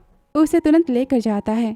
तभी वहाँ पर बॉडीगार्ड्स आते हैं। सर्वेंट तो उन्हें सारी बातें बताती हैं। बोलते मिस याजिंग को तो मिसकैरेज के लक्षण दिखाई दे रहे हैं। वो कहते ऐसा कैसे हो सकता है, पूरी दोपहर तो हम मैम के साथ थे, उनके आसपास तो हमने मक्खी भी नहीं आने दी। वो बेहोश कैसे हो सकती है? वो कहती काफी स्ट्रेंज है ना, ग्रैंडपा भी बेहोश हो गए और वो भी। तो लगता है कि शो फैमिली को किसी की नजर लग चुकी है। वो कहता है ऐसी बातें नहीं करते, हम तो 21st सेंचुरी में रहते हैं ना, ये जादू टोना अंधविश्वास कुछ नहीं होता। तभी दूसरा तो उसे मारता है, बोलता है कैसी बातें कर रहा है, यहाँ पर मैम तो बीमार है और तुझे मजाक सूझ रहा है। मैम को और बच्चे को सेफ रखने के बारे में तो सोचा है, मैं क्या कर सकता हूँ? क्या मैं मैम के बेबी को अपने बिली में डाल सकता हूँ? नहीं ना, तो मैं उन्हें कैसे बचाऊं? सुचेन आता है, गुस्से में बोलता है तुम सब क्या कर रहे थे कि याजिंग को इंजरी हो गई? वो सब तो यहाँ पर माफी मांगते हैं, बोलते हम तो बस उन्हें उनके डैड के घर लेकर गए थे और कहीं नहीं। और तभी उन्हें उल्टियाँ होना तो स्टार्ट हो जाती। वो कहता है इससे किसी ने पॉइजन दिया, डॉक्टर को बुलाता है। डॉक्टर दोनों को तो लेकर जाते कि सर्वेंट कहती है यंग मास्टर अब हम क्या करें? वो कहता है पहले तुम याद करो कि क्या घर पे कुछ अजीब हुआ था, क्या किसी ने किसी चीज को टच किया था? वो कहती हाँ, मिस याजिंग के हाथ में तो ज्वेलरी का बॉक्स था, डाउरी के तौर पर वो अपने घर से लेकर आई थी। कॉल करता है और ज्वेलरी के बॉक्स को चेकिंग के लिए भेजता है। और यहाँ याजिंग को तो होश आ जाता है, कहती है उसके गले में वो पेंडेंट मैंने कहीं तो देखा है ना। याद करते हो पेंडेंट तो उनजी के भी गले में था। बोलते स्टूडेंट ने कहा था कि पेंडेंट उसने अपने बेटे के लिए खुद बनाया था, इसका मतलब कि उनजी उसकी बेटी है। तो माँ ने मेरे डैड को चुराया और उसने मेरे बॉयफ्रेंड को चुराया और लास्ट लाइफ में मेरी डेथ हो गई। मुझे सच भी नहीं पता था, मुझे अब सारी बातें समझ आ रही हैं। तभी वहाँ पर रिचेन आता है, कहता है तुम बैठी क्यों? मैंने कहा था ना कि तुम्हें आराम करना है, क्या तुमने कोई बुरा सपना देखा? वो कहती हमारा बच्चा? वो कहता है डोंट वरी, अगर बेबी नहीं भी रहा ना तो भी फ्यूचर में और बेबी तो हो ही सकते हैं। वो कहती है सारी गलती मेरी है कि मैंने खुद की केयर नहीं की। ग्रैंडपा कैसे हैं? वो बोलता है ग्रैंडपा ठीक है। और आगे सेक्रेटरी तो रिपोर्ट को लेकर आता है, बताते कि ज्वेलरी के बॉक्स में तो पॉइजन रखा गया था जिससे मैम का मिसकैरेज तो हो सकता था। वो तो काफ़ी गुस्सा होता है, बोलता है मैं उन सबको इतनी आसानी से छोड़ने वाला तो नहीं हूँ। पर याजिंग ने बोला कि वो खुद अपना रिवेंज लेना चाहती है। सेक्रेटरी कहता है पर मैम तो काफ़ी काइंड और जेंटल है, वो कैसे करेंगी? वो कहता है पहले याजिंग को ट्राई करने दो, फिर मैं सारी बातों को संभाल लूँगा। और हाँ, तुम कल की न्यूज़ की तैयारियाँ करो। और फिर आगे सब बोलते क्या तुमने सुना है कि मिस्टर सुचेन ने अपनी शादी को कैंसिल कर दिया है? ये सुनकर उनजी को तो काफ़ी अच्छा लगता है। और यहाँ अस्पताल में सुचेन कहता है मैंने कहा ना थोड़ा सा खा लो, तुम जिद क्यों कर रही हो? थैंक गॉड हमारा बच्चा बच चुका है, पर तुम्हें खुद की केयर तो करनी पड़ेगी ना। उसे प्यार से खाना खिलाता है। वो सोचती इस लाइफ में मैं अपने बेबी को कुछ नहीं होने दूंगी। और सुचेन बोलता है बेबी होने के बाद हम बड़ी सी शादी की पार्टी रखेंगे, ठीक है? उसे खाना खिलाता है। वो कहती सारी बातें आप पर डिपेंड करती हैं। तो क्या आप कल रात को डर गए थे? वो कहता हाँ, तुम्हें लेकर और ग्रैंडपा को लेकर काफी ज्यादा, और हमारे बॉडीगार्ड्स की हालत भी तो काफी बिगड़ चुकी थी, पर वो सब अभी ठीक है। वो कहते हैं सॉरी, आज के बाद मैं कोई भी चीज़ कैजुअली घर पर लेकर नहीं आऊँगी। वो कहता खुद को दोष देना तुम पहले बंद करो, तुम्हारी कोई गलती नहीं थी। एटलीस्ट तुम्हारे डैड और तुम्हारे स्टेप मॉम के बारे में पता तो चल गया ना। याजिंग तो यहाँ पर अपना रिवेंज लेने की बात करती है। वो कहता ठीक है, पर तुम तो काफ़ी सॉफ्ट हार्ट की हो, तुम्हें काफ़ी हार्ड बनना होगा, तभी तुम अपने रिवेंज को ले पाओगी। और यहाँ पर उसे खाना खिलाता कहता है अब तुम सो जाओ। याजिंग कहती मैंने सुना है कि वेन ने हमारी कंपनी में अप्लाई किया था जॉब के लिए, आप उसे कंपनी में रहने दो। बोलता है क्या तुम श्योर हो? वो कहती हाँ। और यहाँ पर वेन तो काफ़ी हैप्पी होता है, कहते हैं मुझे जान की कंपनी में तो जॉब मिल चुका है, मुझे लगा था कि वो बदला लेगा, पर उसने तो छोटी मोटी बातों पर ध्यान नहीं दिया और मैं शू कंपनी का एम्प्लॉय बन चुका हूँ। काफ़ी खुश होते हैं और फिर डिनर पर जाते हैं, जहाँ पर कहता है अब तो सुचेन ने याजिंग को घर से धक्के मार के बाहर ही निकाल ही दिया होगा। वो कहती है हाँ, पर मुझे याजिंग को तो थैंक यू बोलना चाहिए, अगर वो ना होती तो फिर मैं तुमसे कैसे मिलती। वो क्या था, उसने तुम्हें हिट किया था, फिर मैं तुम्हें अस्पताल लेकर गया, उसके बाद हमारे बीच में प्यार हुआ। अस्पताल में याजिन कहती मेरे हाथ पता नहीं क्यों इतने ठंडे पड़ चुके हैं कि वो तो उसके हाथ को अपने कोट में डालता है। वो कहती ये क्या कर रहे हो? वो कहता है तुम्हारे हाथों को गरम। फिर वो उसके हाथों के यहाँ पर वाइप करता है। बोलते मेरे 5 सिक्योरिटी से मैं तुम्हारे डैड की कंपनी को चेक करने के लिए अपने आदमियों को भेजा था। वो कहती क्या उसकी कंपनी अब तक बंद नहीं हुई? वो बोलता है तुम्हें पता है उसकी कंपनी क्या काम करती? वो कहती नहीं तो मुझे ये भी नहीं पता कि उसकी कंपनी कहाँ पर है, मैंने कभी नहीं देखा। वो कहता है उनकी कंपनी इनलीगल फंड को रेज करती। वो कहती क्या ये सब तो क्राइम है ना? वो कहता है हाँ, मुझे इसके बारे में एविडेंस भी तो मिल चुके, तो फिर तुम मुझे बताओ क्या तुम अपने डैड को जेल में भेजना चाहती हो? मैं तुमसे प्रॉमिस करता कि वो तुम्हारी फैमिली रहे ना रहे मैं हमेशा तुम्हारे साथ रहूंगा, तुम्हारे पास। वो कहती क्यों? वो कहता है क्योंकि तुम तो मेरी वाइफ ही हो ना, मेरी आखिरी सांस तक की फैमिली। और यहाँ पर उसके हाथों पर केयरिंग वाले किस करता है। जैन के प्यार को देखकर याजिंग तो कुछ समझ ही नहीं पाती और कहती एक्चुअली मुझे सोना है। वो कहता ठीक है मैं तुम्हारे पास रहूंगा। इस पर याजिंग तो घर जाने की बात करती है और यहाँ पर याजिंग के डैड के तो होश उड़ जाते हैं। उन्हें कंपनी से कॉल आता है और वो तुरंत जाते हैं, पर बाहर से दरवाजा तो बंद होता है। वो बोलते हैं ऐसा कैसे हो सकता है? वो कहती सब कुछ तो याजिंग ने किया होगा। वो कहते हैं सुनो क्या तुमने याजिंग के साथ में कुछ किया है? तुम जानते हो ना कि वो सुचैन के साथ है और तुमने कहा था मुझे उसे ज्वेलरी के बॉक्स को देने के लिए। क्या तुमने उसके बच्चे के साथ कुछ किया? मिसकैरेज के पीछे तुम्हारा हाथ है। वो कहती है मैं क्या करती, याजिंग मुझसे और मेरे बेटे से कितना हेट करती है ना। और तुम ही सोचो उसने सुचैन के बच्चे को जन्म दे दिया तो वो हम सबसे कितना बड़ा बदला ले सकती है उस बच्चे का यूज करके। वो बोलते डोंट वरी तुम्हारी बातों में तो पॉइंट है, पर मैं तुम्हें कुछ नहीं होने दूंगा। वो कहते मुझे पता है कि आप मुझसे और मेरे बेटे से बहुत ही प्यार करते हो। और अगली सुबह तो डोर ओपन होता है और बॉडीगार्ड्स तो उसे वहां से लेकर चले जाते हैं अस्पताल। और वहाँ पर याजिन कहती देखा मेरे पति ने मेरे लिए कितनी ब्यूटीफुल ड्रेस बाय की है, मेरी प्रेगनेंसी में भी मैं कितनी ज़्यादा क्यूट लग रही हूँ ना। सेक्रेटरी कहता है मैम बॉस ने तो पूरे सिटी के प्रेगनेंसी कपड़ों को बाय कर लिया है। वो कहती है क्या? वो कहता है हाँ, और आपके अस्पताल से डिस्चार्ज होने पर बॉस की तरफ से ये तोहफा आपके लिए। और बॉडीगार्ड्स तो अस्पताल में याजिन के डैड को लेकर आते और वो तो यहाँ पर कुछ भी ना जानने का नाटक करते। कहते मैंने कुछ नहीं किया, सब कुछ तुम्हारी स्टेप मॉम ने किया है, जो करना है उसके साथ में करो, मुझे यहाँ से जाने दो। वो सोचती जब से इनकी शादी हुई है तब से इन्होंने हमेशा स्टेप मॉम की साइड ली, चाहे उसने मुझे कितना भी परेशान किया हो। और मैं इस बार इन्हें तो नहीं छोड़ने वाली। कि डैड बोलते हैं तुम बहुत ही सैड हो मैं जानता हूँ, बट डोंट वरी एक बार तुम अस्पताल से डिस्चार्ज जाओ फिर मैं तुम्हें किसी अच्छे और अमीर मैन से मिलवा दूंगा, तुम्हारी शादी करवा दूंगा। वो कहती मेरे बारे में सोचना बंद करो और अपने जीने के बारे में सोचो। वो कहता है इसमें क्या है? वो कहती है तुमने मेरे पीठ पीछे कितने काले कारनामे किए हैं ना, ये उसका प्रूफ है। वो गुस्सा करती कि वो तो बॉडीगार्ड्स की तरफ इशारा करती और कहती सोच समझ के मुझे टच करना, मेरे बॉडीगार्ड्स तुम्हें जिंदा नहीं छोड़ेंगे। डैड बोलते तुम्हें तो सुचैन ने छोड़ दिया ना, फिर बॉडीगार्ड्स तुम्हारे साथ में क्या कर रहे? वो कहती आपको क्या लगता है कि मेरा बच्चा नहीं है? ये तो मिसअंडरस्टैंडिंग है। वो कहते क्या तुम्हारा मिसकैरेज नहीं हुआ है? वो कहते क्यों, डिसअपॉइंट हो गए? वो कहते ऐसी बात नहीं है, मुझे समझ नहीं आ रहा कि तुम्हारी शादी कैंसिल। कहती मेरी शादी कैंसिल नहीं हुई, पोस्टपोन की गई है। क्यों, आप तो डर गए, क्या हुआ? जेल जाने की आपको तैयारियां नहीं करनी? वो कहते हैं मैं तुम्हारा बायोलॉजिकल डैड हूँ। जिंग बोलती तुम्हारी बीवी ने मेरे बच्चे को मारना चाहा और तुमने उसका साथ दिया था, तभी से हमारे बीच का सारे रिश्ते खत्म हो चुके थे। और एक और बात, तुम्हारी दूसरी बीवी की एक बेटी भी है जिसका नाम उंजी है। वो गुस्सा होते बोलते उसने मुझे धोखा दिया, इतनी बड़ी बात मुझसे छुपाई, मैं उसे नहीं छोड़ने वाला। लेकिन उसने तो मुझे बेटा दिया है ना सॉन्ग फैमिली का, वो तो वारिस है, मैं तुम्हारे स्टेप मॉम को नहीं छोड़ सकता। बोलते प्लीज मैं तुमसे भीख मांगता, मुझे जेल नहीं जाना, मुझे बचा लो, तुम अपने पति से बात करो। वो कहती है मैं उम्मीद करती कि काश आप भी मर जाते। और वहाँ पर पुलिस को बुलाती है, प्रूफ को देती है। और यहाँ पर फ्रॉड करने के जुर्म में पुलिस तो याजिंग के डैड को लेकर चली जाती है। और स्टेप मॉम तो उंजी से मिलने आती है, बोलती याजिंग ने अपने डैड को जेल भेजवा दिया, अब तुम्हारा भाई और मैं तो होमलेस हो चुके हैं। उंजी कहती ऐसा कैसे हो सकता है, सुचैन ने तो उसे छोड़ दिया है ना। वो कहती मुझे कुछ समझ नहीं आ रहा, पर अच्छा हुआ कि मैंने कुछ पैसों को सेव करके रखा है अपने खर्चे के लिए। उंजी बोलती मॉम डोंट वरी, याजिंग का बच्चा तो नहीं रहा ना, तो फिर यूचेन उससे शादी तो नहीं करने वाला, उसे वो छोड़ ही देगा। और यहाँ पर लॉयर बोलता है मिस्टर यूचेन हमने संग फैमिली की पूरी प्रॉपर्टी को तो सील कर दिया है और उनके दूसरी बीवी के नाम पर जितना अकाउंट थे सबको क्लोज कर दिया है। यूचेन बोलता है पर उसे तो बस 10 साल की सजा हुई है ना। लॉयर कहता है आप क्या चाहते हैं। वो कहता है उसने मेरी बीवी को पॉइजन देने की कोशिश की है। मेरी बीवी का ऑलमोस्ट मिसकैरेज तो होने वाला था, मैं उसे इतनी आसानी से माफ तो नहीं करूंगा।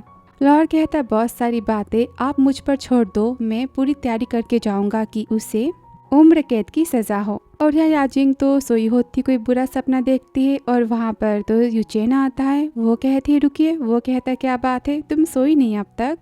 वो कहती मैंने बुरा सपना देखा। वो कहता है वो बस एक सपना था, उसे जाने दो। वो कहती है मेरे सपने में डैड तो मेरे गले को दबा रहे थे। वो कहता है ऐसा कुछ नहीं होने वाला, तुम्हारा डैड पूरी लाइफ में तुम्हें टच भी नहीं कर पाएंगे। वो कहती मुझे पानी पीना है। वो कहता है मैं लेकर आता हूँ। और वो सोचती है बुरे सपने तो उंजी को आने चाहिए थे, मुझे नहीं। और तभी यूचेन के फोन पर मैसेज आता है सुटैंग का कि मैं चाइना वापस आ चुकी हूँ और वो पानी लेकर आता है।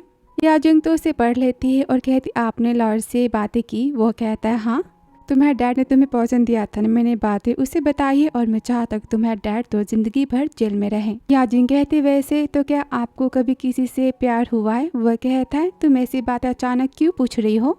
हाँ मैं मानता हूँ कि मैं जिसके साथ में अपनी लाइफ को स्पेंड करना चाहता वो वुमेन अब तक मुझे नहीं मिली थी। वो कहती है मेरे ख्याल से आप और मैं अच्छे मैच तो नहीं है ना। वो कहता है क्या बात है, किसने तुम्हें कुछ कहा है क्या। वो कहती ऐसी बात नहीं है, मेरी गलती है।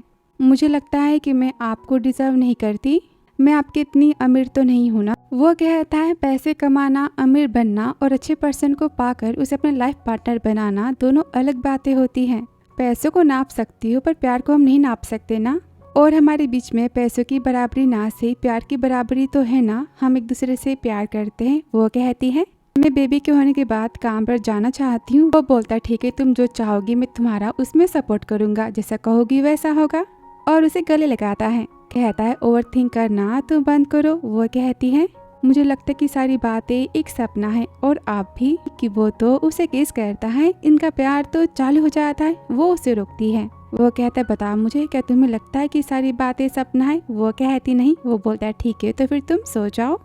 अगली सुबह वो तो याजिंग से फोन पर प्यार भरी बातें कर रहा होता है कि सेक्रेटरी भागते हुए आता है। वो तो डर जाता है, कहता है क्या हुआ। वो कहता है सुटेंग वापस आ चुकी है, उसने कल रात को आपको मैसेज किया था पर आपने रिप्लाई नहीं दिया तो वो ऑफिस आ चुकी है। वो गुस्से में कहता है उसे क्या चाहिए। वो बोलता है उसे आपसे शादी करनी है। आप गुस्से से मुझे मत देखो, मैंने बताया कि आपकी शादी हो चुकी है, आपका बेबी आने वाला है, पर उसने तो मेरी बात ही नहीं सुनी, मैं क्या करूँ।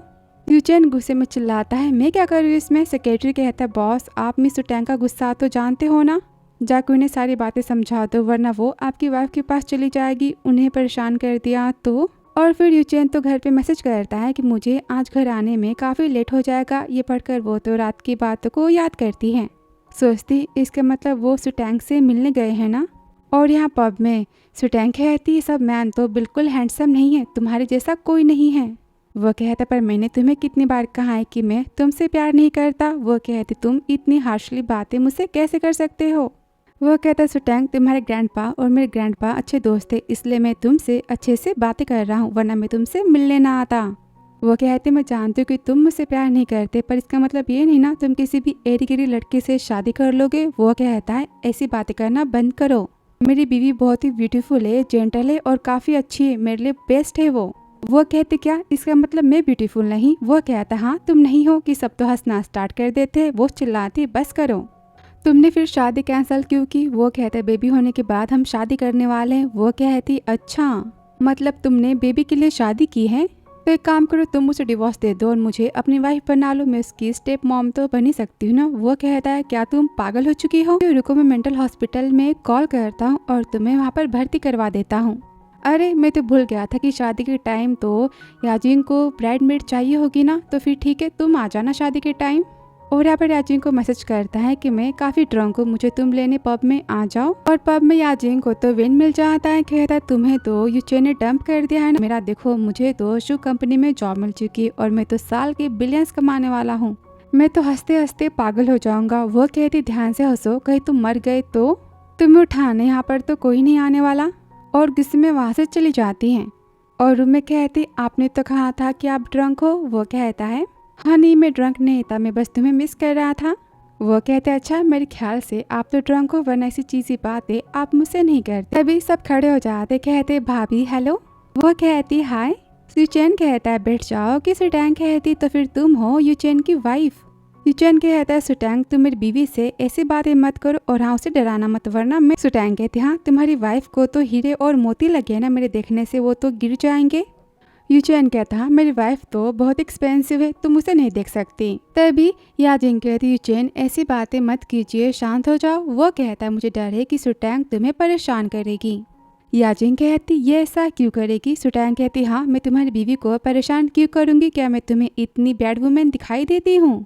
मानती हूँ कि मैं तुमसे प्यार करती हूँ। वो कहता है शट अप, मेरी बीवी के सामने बकवास बातें मत करना। वो कहती बात तो सुनो। याजिंग क्या मैं तुमसे दिल की बातें कर सकती हूँ। वो कहती हाँ। वो कहती एक्चुअली मैं और यूचेन तो साथ में बड़े हुए हैं, हम तो स्वीट हार्ट है बचपन के, आज तक हमारे बीच में कोई भी रिश्ता तो नहीं बना है और यूचेन तो मुझसे प्यार नहीं करता, तो फिर ठीक है, मुझे भी एक तरफा प्यार नहीं चाहिए और मैं तुम्हारे मैन को नहीं लेने वाली तुमसे। भरोसा है तुम्हें। वो तो हंसती कहती हाँ भरोसा है। वो कहती सच में तुम कितनी काइंड और जेंटल हो, इसलिए यूचेन तुमसे प्यार करता है। कहती तुम भी बहुत ही यूनिक हो और काफी ज्यादा अच्छी हो। यूचेन तुम्हें पसंद नहीं करता, इसका मतलब कि कोई और मैन है इससे भी अच्छा जो तुम्हारा वेट कर रहा है। वो उसे पकड़ती कहती तुम कितनी अच्छी बातें करती हो, आज से मैं तुम्हारी बेस्ट फ्रेंड। फिर आगे याजिंग कहती हनी मैं प्रॉमिस करती हूँ कि आज के बाद मैं आप पर कभी डाउट नहीं करूँगी। वो कहता है क्या तुमने मुझ पर शक किया।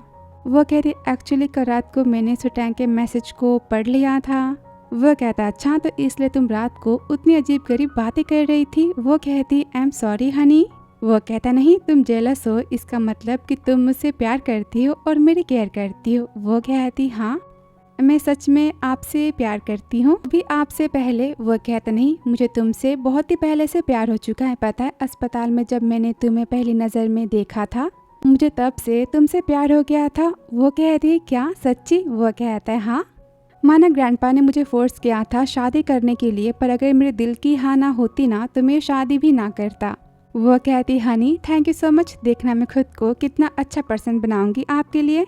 वो कहता वाइफी तुम जैसी हो मुझे बहुत ही ज़्यादा पसंद हो, मैं चाहता हूँ कि तुम और हमारा बेबी बस सेफ रहे और कुछ नहीं।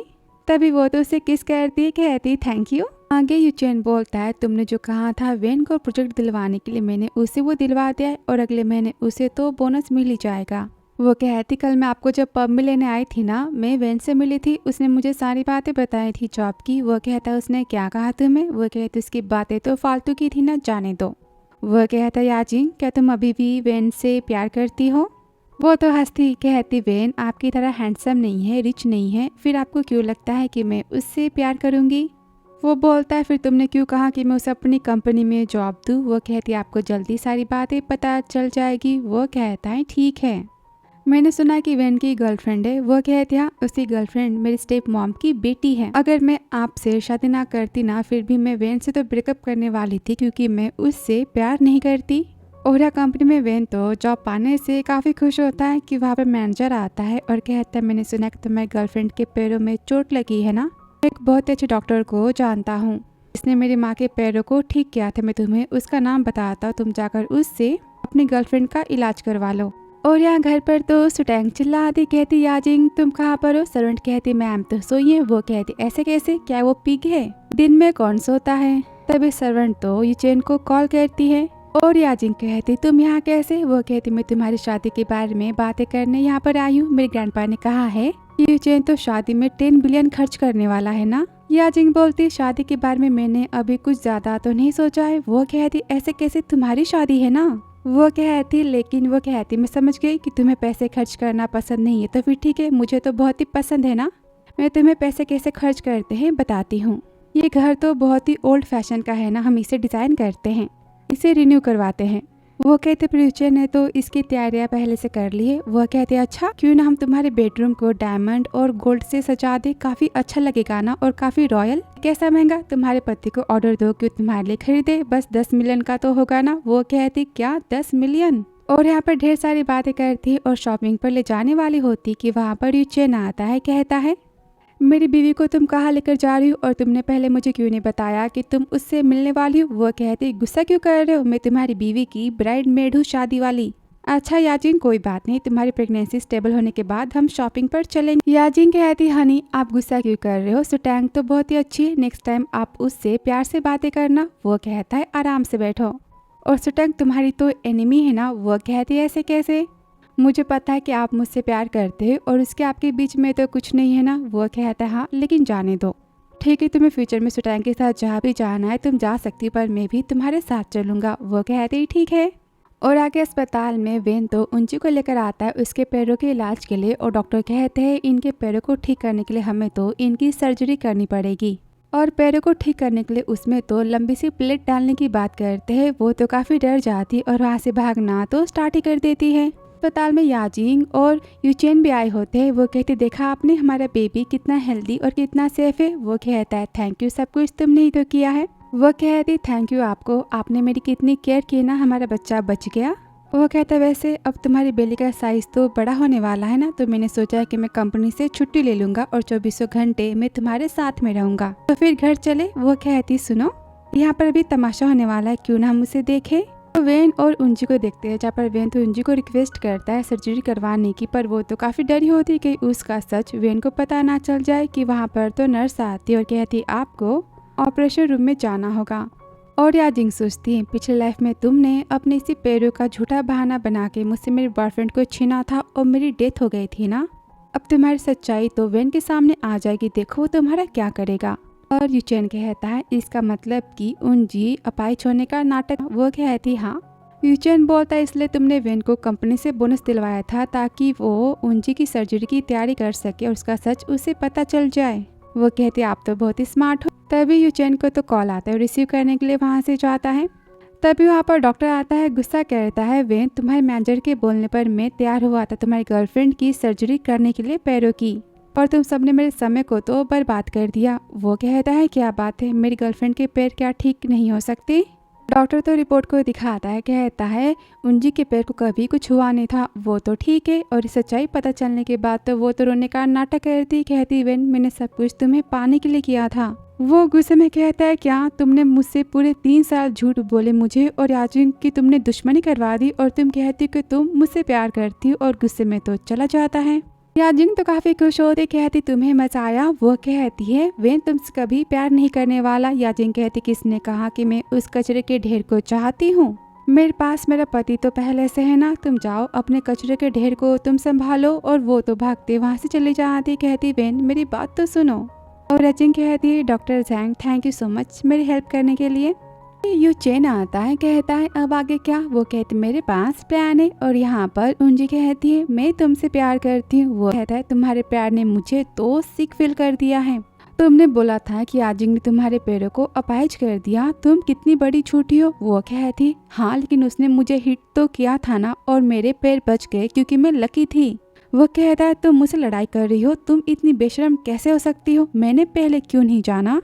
और जाता है कि वो कहते मैं जानती हूँ मैंने जो किया वो गलत था, पर मैं तुमसे प्यार करती हूँ और मैं माँ बनने वाली। वो कहता है क्या सच में। वो कहती हाँ मैं तुम्हारी मुझे प्रपोज करने का वेट कर रही थी, चलो हम शादी कर लेते। वो कहता है पर वो कहती मैं तुम्हारे साथ में रहने के लिए तैयार हूँ, और कुछ महीने बाद तुम्हें तो प्रमोशन मिलने वाला है ना, हमें घर तो खरीद ही सकते हैं। वो कहता है मुझे सोचने के लिए टाइम चाहिए। वो कहती है पता है याजिंग तो ये चाहती कि तुम और मैं अलग हो जाए, और देखो तुम उसके प्लान को तो पूरा कर रहे हो, प्लीज मेरी बात को समझो। और यहाँ याजिंग तो सुचेन के साथ में होटल आई होती है, कहता है कितने दिन हो चुके हम दोनों को साथ में बाहर घूमे हुए, अकेले टाइम तो हम बिता नहीं पाए। वो कहती हाँ आपने तो सही कहा।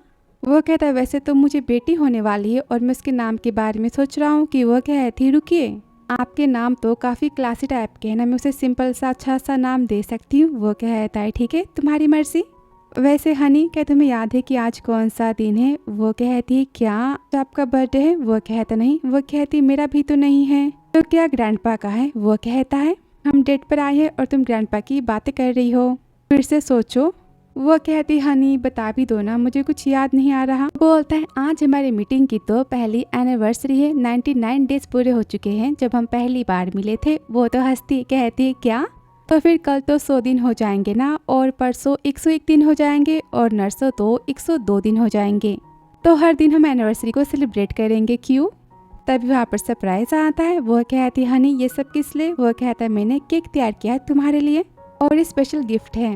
वो बॉक्स को ओपन करती पर उसमें तो एक नाइटी होती। वो कहती हबी ये क्या है, ये तोहफा है? वो कहता है बिल्कुल नहीं, इसमें तो नेकलेस। वो कहती जाने दो, लगता है स्टाफ ने कोई गलती कर दी, किसी और का तोहफा हमें दे दिया। और इसमें तो होटल का रूम नंबर भी होता है, उसकी चाबी होती है। वो सेक्रेटरी को कॉल करता है। वो कहता है बॉस गिफ्ट कैसा था? वो कहते हैं सब क्या हो रहा है, गिफ्ट किसने बदला? वो कहता है सॉरी मिस्टर टैंग ने कहा था कि 3 महीने हो चुके हैं आपको और मैम को पास आए हुए ना, इसलिए उन्होंने सारा प्लान बनाया तो मैं क्या करता? वो कहता है क्या तुम पागल हो? सेक्रेटरी कहता है मिस्टर टैंग तो मेरी बात नहीं मान रही थी तो फिर मैं क्या करता? वो कहती हनी जाने भी दो। वो कहता है सब कुछ तो मिस्टर टैंग ने किया है। वो कहते हैं अच्छा कोई बात नहीं, मुझे गिफ्ट तो काफ़ी पसंद आया, उससे कुछ बातें मत कहना। वो कहता है ठीक है, तो क्या डिनर के बाद हम होटल में चले? वो कहती है ठीक है और काफ़ी शर्माती है। और या उंजी तो वेन के साथ में उसके घर आती। वो कहता है उस रूम को मत खोलना, उसमें कोई और रहता है। वो कहती क्या हम खुद का सेपरेट रूम नहीं ले सकते? अपने माँ और भाई को भी साथ में रखने की बात करती है। कहती मैं भी साथ में जॉब तो करूँगी। वो कहता है ठीक है हम बड़ा सा घर ले लेंगे लेकिन बाद में। इनका ढेर सारा प्यार तो चालू होता है। याचिन कहती हनी आराम से। वो कहता है डोंट वरी, मैं काफ़ी जेंटली सारी चीज़ों को करूँगा। उसे यहाँ पर किस करता है। यहाँ पर दोनों तो नाइट स्पेंड करते। फिर अगली सुबह ग्रैंडपा तो काफ़ी परेशान होते। कहते दोनों कल रात को घर क्यों नहीं आए, कहीं कुछ हो तो नहीं गया ना? फिर आगे वो तो होटल में पहुंच जाते हैं। मैनेजर कहती है आपके पोते और आपकी बहू यहाँ पर कल रात को आई थी। वो गुस्से में कहते कल रात से दोनों रूम से बाहर नहीं आए, अगर मेरे पोते और मेरी बहू को कुछ हुआ ना तो मैं तुम्हारे पूरे होटल को आग लगा दूंगा, अभी कभी दरवाजा खोलो। वो कहती हाँ मैं अभी ओपन करती हूँ। और अंदर जाती तो कपड़े पूरे बिखरे होते हैं और याजिंग तो यूचेन के बाहों में होती है। ग्रैंडपा तो यहाँ पर शाय फील करते हैं। वो कहती सर आपकी पोते और आपकी बहू लगता है कि साथ में टाइम स्पेंड कर रहे। वो कहते जल्दी चलो यहाँ से। फिर आगे शॉपिंग मॉल में सुटैंग कहती तो फिर बताना कल रात को तुम्हारे और यूचेन के बीच में सब कुछ ठीक तो था ना, मजा तो आया ना? वो कहती है अगली बार से सब कुछ करने से पहले मुझे बता देना, मैं पहले तैयारियां कर लूँगी। वो कहती पर मैंने तो सारी तैयारी रूम में तो की थी ना। वो कहती ऐसी बात नहीं है, हम अब से साथ में नाइट स्पेंड करनी होगी ना तो घर पर करेंगे। वो कहती है क्यों? याजिंग तो मॉर्निंग की बातें बताती। वो कहती क्या ग्रैंडपा तुम दोनों के रूम में आ गए थे? वो कहती चुप रहो, ग्रैंडपा डर गए थे कि मुझे और उन्हें कुछ हो तो नहीं गया ना, तो वो हमें देखने आ गए थे। पता है मैं कितना एम्बैरेस फील कर रही थी। वो कहते अरे इसमें कौन सी बड़ी बात है, तुम और यूचेन तो लीगली हस्बैंड एंड वाइफ हो ना, तो क्या फर्क पड़ता है? वो कहते लेकिन। वो कहती हाँ मैं समझ गई, आगे से मैं ग्रैंडपा को बता दूंगी कि वो तुम दोनों को डिस्टर्ब ना करे। और यहाँ पर हंसने लगती है। और ऑफिस में सेक्रेटरी कहता है बॉस आपने जैसा कहा था मैंने वेन को अपने जाल में तो फंसा लिया है, पर मैम मिस्टर वेन के पीछे क्यों पड़ी है इतनी नफरत? मिस्टर वेन तो ठीक ही ठाक दिखते हैं। वो कहता है हम कुछ नहीं कह सकते, तुम्हें और मुझे नहीं पता कि याजिंग ने कितना कुछ सहा होगा जो वेन ने किया होगा उसके साथ में। वेन और उंजी ने जितना परेशान किया मेरी बीवी को, उन्हें उसकी प्राइस तो पे करनी पड़ेगी ना।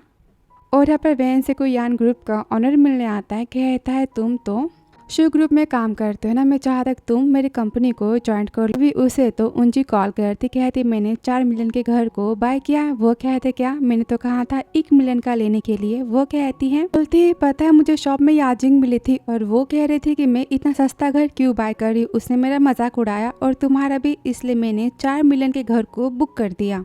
वो तो गुस्सा होता है, बोलते याजिंग की इतनी हिम्मत मेरा मजाक उड़ाने की, ठीक है मैं उसी घर को बाय करूंगा और पेपर्स उसके मुंह पर फेंकूंगा। और यहाँ पर यान ग्रुप की डील को वो तो मान लेता है। स्टेप मॉम तो जाती याजिंग के डैड से मिलने। बोलते अब मुझे तुम्हारी कोई ज़रूरत नहीं है, मुझे दामाद मिल चुका है और मेरी बेटी अब मुझे अपने साथ में रखने वाली है।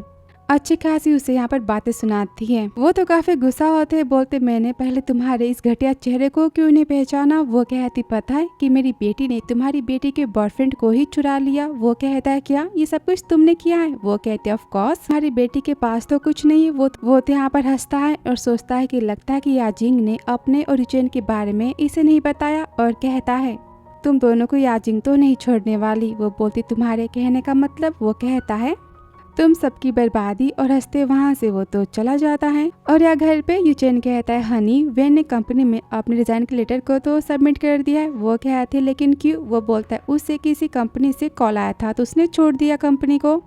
याजिन कहती पर मेरा प्लान और हाँ वो कंपनी किस टाइप की जिसे उसने ज्वाइन किया है वो कहता है मेरे पास बहुत ही तरीके हैं उसे फंसाने के, डोंट वरी, तुम बस आराम से यहाँ पर सो जाओ, मैं देखता हूँ।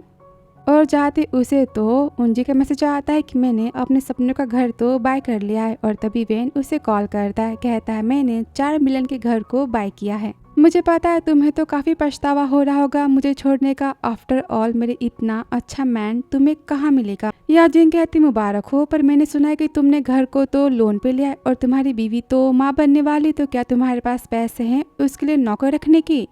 वेन गुस्से में कहते मेरे बारे में सोचने से अच्छा तुम अपने बारे में सोचो कि तुम्हारी लाइफ कितनी मिसरेबल है। तभी आप रुचेना आता है, कहता है हनी क्या बात है। वो कहती तुम किससे बातें कर रही हो। तभी वो वीडियो कॉल पे यूचेन को दिखाती है। वो तो काफी हैरान होता है, कहता तुम्हारा यूचेन का तो ब्रेकअप हो गया था ना, ऐसा कैसे हो सकता है। यूचेन बोलता है किसने कहा, मेरी वाइफ की हेल्थ खराब थी इसलिए मैंने अपनी शादी को पोस्टपोन किया था और याजिंग तो पहले से मेरी बीवी है ऑफिशियली। वेन चिल्लाते याजिंग तुमने मुझे और उंजी को बेवकूफ़ बनाया, तुम्हारे बीच में और यूचेन के बीच में सब कुछ ठीक है। वो कहते हाँ तो ये मेरा पर्सनल मैटर है और मैं इसके बारे में तुम्हें क्यों बताऊं। वेन बोलते तुम्हारे डैड तो जेल में है। वो कहते हाँ तो इससे मुझे क्या करना है। वो गुस्से में कहता है मुझे पता कि तुम्हारे पास यूचेन है इसलिए तुम इतना भाव खा रही हो। तभी यूचेन बोलते थैंक यू, तुम ना होते तो मुझे यांजी कैसे मिलती, मेरे पास तोहफा है तुम्हें देने के लिए। कि वो कहती हनी मैं इसे हेट करती हूँ, आप इसे गिफ्ट क्यों दे रहे हो। वो कान में कहता है वाइफी मेरा गिफ्ट इसे तुम्हारे लिए जेल में भेजना है। वो गुस्से में फोन को फेंक देता है कि उंजी कहते क्या बात है। वो कहता है याजिंग ने हमें फूल बनाया, वो यूचेन के साथ है और कभी उसका अबॉर्शन तो हुआ ही नहीं था, वो यूचेन से शादी करने जा रही है, उसने सारी बातें झूठ बोली थी। वो कहती ऐसा कैसे हो सकता है, क्या तुम्हें पछतावा है। वो कहता है कैसा पछतावा, वो खुद मुझे छोड़ के गई थी, मुझे क्या करना है। वो कहती जान दो इन सारी बातों को, तुम और मैं साथ में काफी हैप्पी लाइफ को स्पेंड करेंगे। और अगली सुबह घर के ऑफिस के बाहर सब चिल्लाते हमारे पैसे कहाँ गए, हमारा घर कहाँ गया। एम्प्लॉय कहते हमें अभी भी पता चला है कि बिल्डर ने हमारे साथ में बहुत ही बड़ा धोखा किया है, वो पैसे लेके भाग चुके हैं। वो कहते अब हम क्या करें। कि तभी वहाँ पर तो उंजी आती वेन के साथ में लाती है। मुझे कैसे पता चलता है कि बिल्डर बहुत ही बड़ा फ्रॉड करने वाला है हमारे साथ में, मैंने सारी बातें ऑनलाइन चेक की थी घर को खरीदने से पहले। मॉम कहती वेन शांत हो जाओ, जाके बात करो कि हमें हमारे पैसे वापस मिल सकते हैं कि नहीं। वो चिल्लाता है मैं क्या करूं, चिल्लाता है मैं क्या करूं, मेरे पूरे पैसे तो डूब चुके हैं, तुम माँ बेटी के मिलने के बाद तुम्हें पूरी तरह से अनलकी हो चुका हूँ। और जाता कि तभी वहाँ पर तो पुलिस आती है, कहते हम आपको गिरफ्तार करने आए हैं, आपने शो ग्रुप की इन्फॉर्मेशन यान ग्रुप को दी है चोरी छुपे। उसे लेकर चले जाते हैं। माँ बेटी तो वेन के गिरफ्तार होने से और पैसे बर्बाद होने से काफी पागल हो जाती। वो कहती माँ मैं तो माँ बनने वाली, अब मेरे बेटे का क्या होगा, उसे जेल से मैं कैसे निकालूंगी। माँ कहती सब कुछ तो याजिंग ने किया, उसने जानबूझकर हमें फंसाया है, चलो उसे मिल ले। और यहाँ पर घर पर यूचेन कहता है हनी मुझे काम पर जाना है, मैंने जैंग आंटी से कहा कि वो तुम्हारे लिए सूप बना देगी और तुम खा के टाइम पर सो जाना, ठीक है। कहती हाँ बाबा आप इतनी चिंता क्यों करते हो, डॉक्टर ने कहा ना कि सारी बातें बिल्कुल नॉर्मल है। वो कहता हाँ पर मैं नहीं चाहता कि तुम सफर करो, काश मैं तुम्हारी जगह बच्चे को जन्म दे पाता। कि वो तो हंसती, कहती आप मुझसे इतना प्यार करते हो, मेरे लिए तो वही काफी है। बोलता मैं भी तुम्हारे साथ तो बहुत ही हैप्पी हूँ और हाँ मैं ऑफिस जा रहा हूँ, सूप को पीना मत भूलना, ठीक है। और बाय कह के चला जाता है। तभी उसे उंजी का तो कॉल आता है, चिल्लाती तुमने जानबूझ के वेन की गिरफ्तारी करवाई ना, तुम उसका पीछा क्यों नहीं छोड़ देती, उसे पुलिस लेकर चली गई। याजिंग कहती उंजी इस कंट्री में कानून और पुलिस तो है ना, मैं चाह कर भी झूठ बोल के वेन को जेल में नहीं फंसा सकती, वेन ने क्राइम किया है तो उसमें मैं क्या करूँ, तुम सब तो डिजर्व करते हो, तुम खुद ही पता करो कि वेन ने क्या किया है। वो गुस्से में कहती तुमने जानबूझकर मेरी माँ को उस धोखेबाज घर वाले एजेंट से मिलवाया ना, मैंने उससे घर खरीदा और वो भाग गया मेरे सारे पैसे लेकर। याजिंग कहती कैसा एजेंट और कैसा घर, मैंने कुछ नहीं किया है, तुम माँ बेटी अपने कारनामे के बारे में जानो, मुझे इस घर के बारे में कुछ नहीं पता। और कॉल कट कर देती। सुनते ही उंजी तो काफी रोती, कहती माँ सब कुछ तो खत्म हो चुका है। और यहाँ पर पागलों की तरह वो तो चिल्लाती है, कहती मेरे पैसे मेरा पति सब तो बर्बाद हो गया। फिर आगे 4 महीने बाद तो यांगजी जाती वेन से मिलने जेल में। वेन कहता मतलब कि तुम अभी भी मुझसे प्यार करती हो। वो हंसती बोलती किसने कहा, मैं तुम्हें बस तुम्हारी फैंटेसी से बाहर निकालने के लिए आई हूँ। वो बोलता है मैं जानना चाहता हूँ कि तुम मुझे इतना हेट क्यों करती, तुमने मुझसे ब्रेकअप क्यों किया, मैंने कुछ गलत तो नहीं किया ना। वो कहती अच्छा तुम्हारा ब्रेकअप से पहले उंजी के साथ में अफेयर था। वो कहता वो मेरे पास आई थी, मैंने कहा था। वो कहती पर तुम्हारे उसके साथ में रहने के बाद उसने तुम्हें कहा कि उसकी पैरों की जिम्मेदार मैं हूँ। तुमसे ब्रेकअप ना करती तो फिर तुम मुझसे शादी कर लेते और शादी के बाद मेरी माँ के तुम सारे पैसे ले लेते अपने बिजनेस को करने के लिए। फिर तुम उनजी से शादी कर लेते और लास्ट में मुझे मार डालते। क्यों? वो सोचता है इसको मेरे प्लान के बारे में कैसे पता, और कहता मैंने कभी इसके बारे में कुछ नहीं सोचा था, मैं ऐसा कैसे कर सकता हूँ, प्लीज मुझे जेल से निकाल दो। वो कहती तुम जैसा घटिया पर्सन तो अपनी पूरी लाइफ को जेल में ही डिजर्व करता है, और वहाँ से चली जाती है। अगले महीने अस्पताल में यांजी की तो डिलीवरी होने वाली होती है और यूचेन कहता है ग्रैंडपा शांति से आप बैठ क्यों नहीं जाते, कब से घूम रहे हो। वो कहता है मान लो अगर डॉक्टर ने आकर हमसे पूछा कि माँ और बच्चे में से हम किसे चाहते तो फिर तुम किसे चूज करोगे। वो कहता है ऑफ कोर्स मैं याजिन को चूज करूंगा। ग्रैंडपा कहते हैं पर क्यों। वो कहता है मैं बिना बच्चे के तो रह सकता हूँ पर बिना यांगजी के मैंने अपनी लाइफ के बारे में कभी सोचा भी नहीं है। ग्रैंडपा कहते तुमने सही जवाब दिया। वो कहता पर आप मुझसे ऐसी बातें क्यों कर रहे हो। वो कहते 6 घंटे से वो रूम के अंदर है और अब तक कुछ पता नहीं चला तो मैं क्या सोचूं। तभी नर्स आती कहती है कांग्रेचुलेशंस आपको बेटा हुआ है। वो कहता है मेरी बीवी कैसी। वो कहती माँ और बेबी दोनों सेफ है। जन कहता ग्रैंडपा अब तो जाकर आप आराम कर लो, फिर आगे याजिन को तो होश आता है।